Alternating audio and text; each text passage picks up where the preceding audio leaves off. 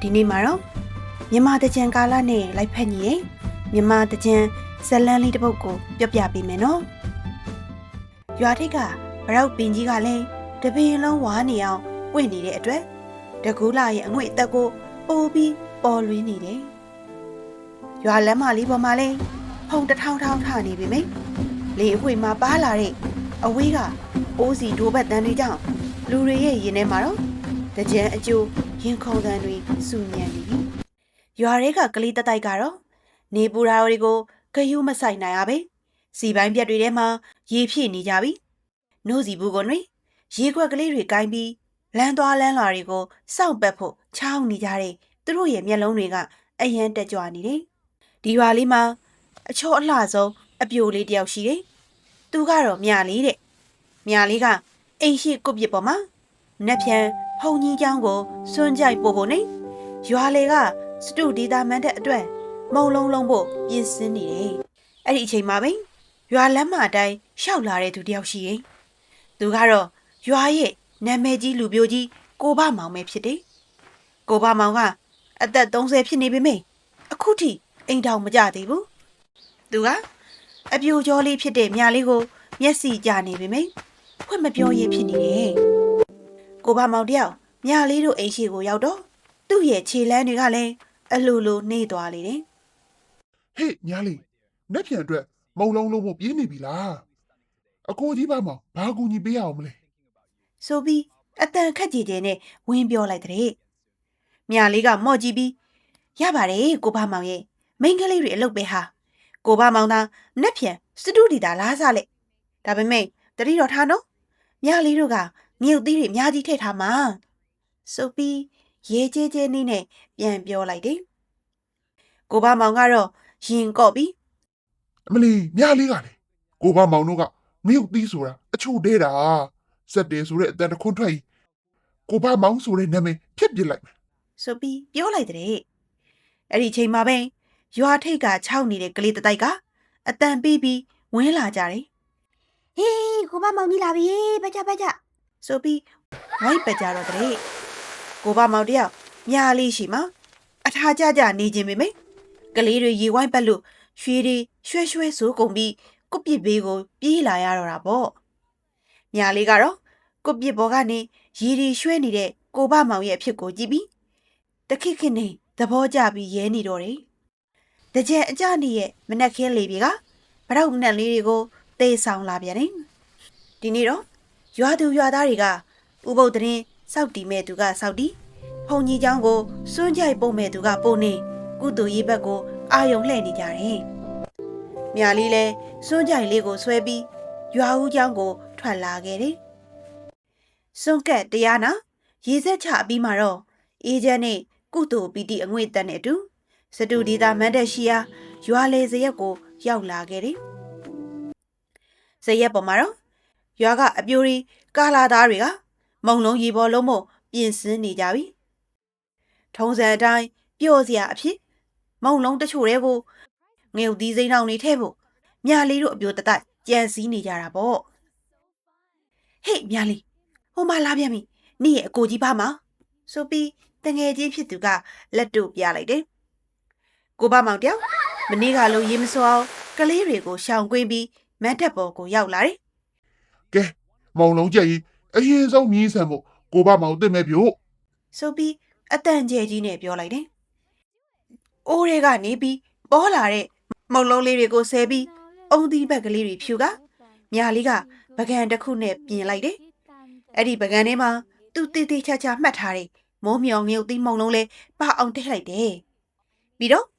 ကိုဘမောင်ရှိကိုတွားချလိုက်တယ်ရော့ကိုဘမောင်မြာလေးကိုယ်တိုင်လုံးထားတာစားကြည့်ဆိုပြီးပြောပေးလိုက်တာပေါ့ကိုဘမောင်ကလည်းဝမ်းသာအားရနေဟာမြလေးကိုယ်တိုင်လုံတာဆိုတော့ကြားလုံးထက်တောင်ချိုးမှာပေါ့ဆိုပြီးစားလိုက်တော့တယ်ပထမတစ်ခါနှစ်ခါဝါတော့ကတော့မျက်နှာကပြုံးပြီးတော့ခဏလဲနေရောကိုဘမောင်မျက်လုံးတွေပြူးကျဲသွားတယ်မိုးမြောင်ငရုတ်သီးရဲ့အစွမ်းကရှားပြားကနေတောက်လျှောက်အာကောင်ထိကိုတက်သွားတော့တာကိုမျက်နှာကြီးတစ်ခုလုံးနီးရဲလာပြီးချွေးတီချွေးပေါက်တွေပါကျလာတော့တယ်မျက်ရည်တွေကဝဲလာတယ် ချွေတီချွေပေါက်ဒီပါကြပေမဲ့ကိုဘမောင်ဟာသူ့ကိုရွာကအပြိုတွေဝိုင်းကြည့်နေတော့သူ့မှာအတန်မထွက်ဝင်ဘူးဘလို့လဲကိုဘမောင်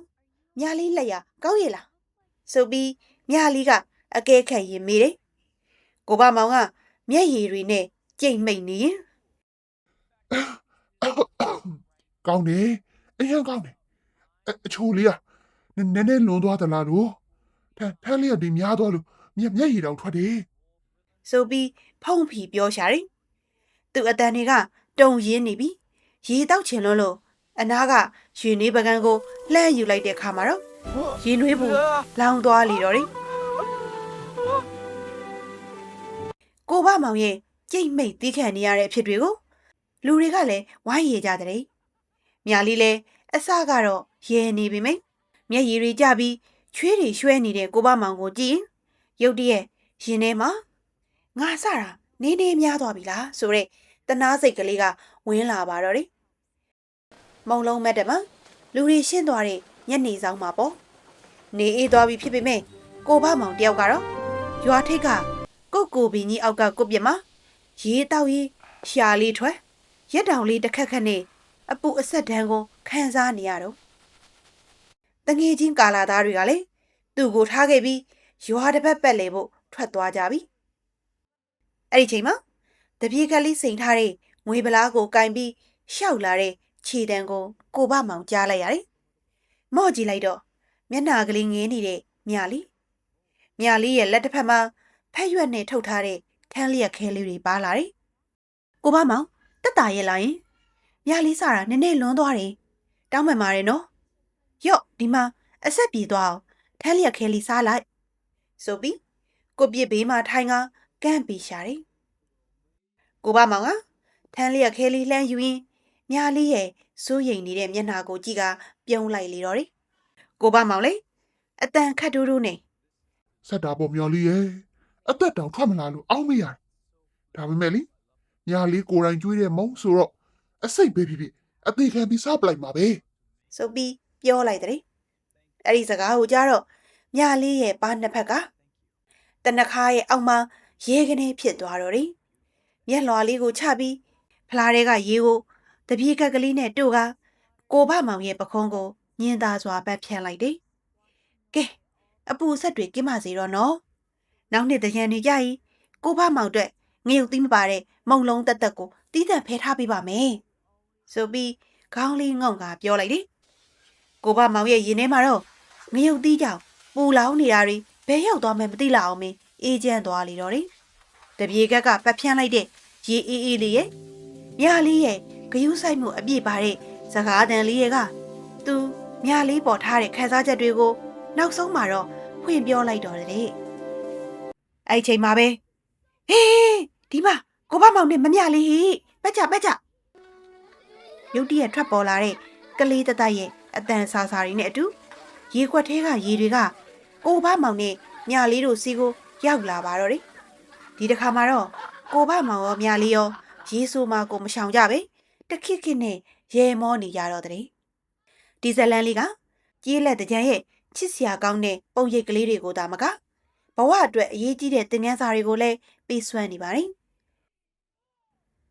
ကိုဘမောင်ရဲ့ရင်ထဲမှာမြလေးကိုချစ်နေပေမယ့်ပယ်ချခံရမှာကြောက်တဲ့စိတ်တွေစိုးရိမ်တဲ့စိတ်တွေကြောင့်အချိန်အတော်ကြာဖွင့်မပြောဘဲနေခဲ့ရတယ်ဒါပေမဲ့နောက်ဆုံးမှာတော့အဲ့ဒီကြောက်ရွံ့မှုတွေကိုပေးဖယ်ပြီးသူ့ရဲ့စိတ်ရည်အမှန်ကိုရဲရဲဝံ့ဝံ့ဖွင့်ပြောလိုက်နိုင်ပါတယ်အဲ့ဒါလို့ဖွင့်ပြောလိုက်နိုင်တဲ့တတိကြောင့်သူမျောလင့်ထားတဲ့အချစ်ကိုပိုင်ဆိုင်ခွင့်ရရှိသွားတော့တယ်ဒါကြောင့်ကိုတကယ်မျက်နှာရတဲ့သူကိုလက်လွတ်မဆုံးရှုံးရလေအောင်